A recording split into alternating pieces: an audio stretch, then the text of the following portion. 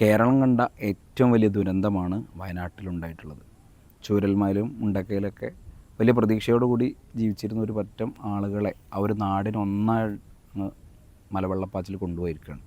ഇപ്പോൾ നമുക്ക് ചെയ്യാൻ പറ്റുന്ന എന്താ? പരമാവധി അവരെ സപ്പോർട്ട് ചെയ്യുക, സാമ്പത്തികമായും ശാരീരികമായും മാനസികമായിട്ടൊക്കെ നല്ല പിന്തുണ കൊടുക്കുക.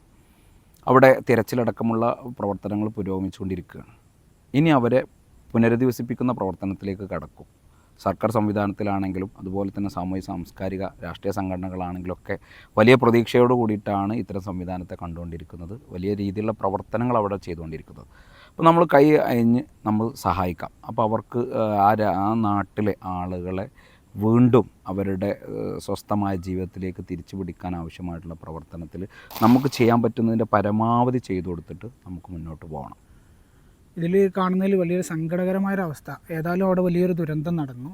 അതിന് ആളുകൾ സഹായം എത്തിച്ചുകൊണ്ടിരിക്കുന്ന സാരീരികമായിട്ടും സാമ്പത്തികമായിട്ടും അതുപോലെ തന്നെ ഊണും ഉറക്കമൊഴിച്ച് മഴയും പ്രതികൂലമായ കാലാവസ്ഥയൊക്കെ മറികടന്ന് സൈന്യം അതുപോലെ തന്നെ സന്നദ്ധ സംഘടനകൾ ആരോടൊക്കെ ചെയ്യാൻ പറ്റും അവിടെ എത്താൻ പറ്റുന്ന ആളുകളൊക്കെ പരമാവധി സഹായങ്ങൾ ചെയ്ത് വയനാടിനെ തിരിച്ചു പിടിക്കാനുള്ള ശ്രമം നടത്തിക്കൊണ്ടിരിക്കുകയാണ്. അതിൽ മുഖ്യമന്ത്രിയുടെ ദുരിതാശ്വാസ ഫണ്ടിലേക്ക് സംഭാവന ചെയ്യാൻ പറയുന്നു, സന്നദ്ധ സംഘടനകളെ സംഭാവന ചെയ്യാൻ പറയുന്നു, അതുപോലെ രാഷ്ട്രീയ പാർട്ടികൾ, അങ്ങനെ അതൊക്കെ നടക്കുന്നതിൻ്റെ പിന്നെ വ്യക്തികളാൽ കഴിയുന്ന സഹായങ്ങൾ ഓരോരുത്തർ ചെയ്യുന്നു.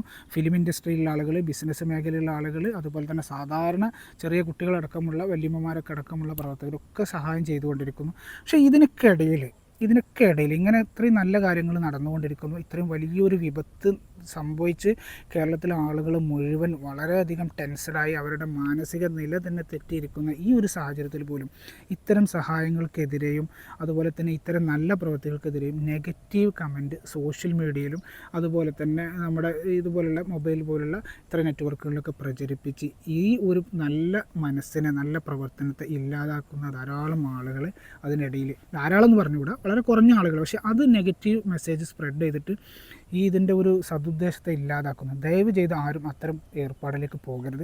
ഇപ്പോൾ അതിനുള്ള ഒരു സമയവുമല്ല. പരമാവധി നമ്മളോട് ചെയ്യാൻ പറ്റുന്ന എന്തെങ്കിലും ഒരു 50 പൈസ അല്ലെങ്കിൽ 1 രൂപയെങ്കിലും നമുക്ക് അങ്ങോട്ട് എത്തിക്കാൻ പറ്റുമെങ്കിൽ അത് ചെയ്യാൻ പറ്റുമെങ്കിൽ നമുക്ക് നമ്മുടെ ഈ ഒരു നാടിനെ തിരിച്ചു പിടിക്കുന്ന പ്രവർത്തനത്തിൽ എല്ലാവരും കൈകോർത്ത് നമുക്ക് മുന്നോട്ട് പോകണം.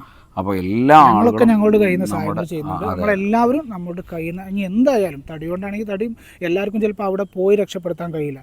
നമുക്ക് ചിലപ്പം ഇതുപോലുള്ള മെസ്സേജുകൾ അയച്ചിട്ടോ അല്ലെങ്കിൽ സാമ്പത്തികമായിട്ട് സംഭാവന ചെയ്തിട്ടോ അല്ലെങ്കിൽ മറ്റുള്ളവർ ഇതിന് പ്രേരിപ്പിച്ചിട്ടോ ഒക്കെ അവർക്ക് ചെയ്യാൻ പറ്റും. അപ്പോൾ അവനോട് കഴിയുന്ന രീതിയിൽ എന്തെങ്കിലും ചെയ്യാൻ പറ്റുമെങ്കിൽ വയനാടിന് ചെയ്തു കൊടുക്കുക.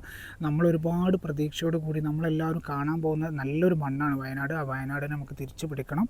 അപ്പോൾ അതിനെല്ലാവരും തയ്യാറാവുക. Okay, thank U.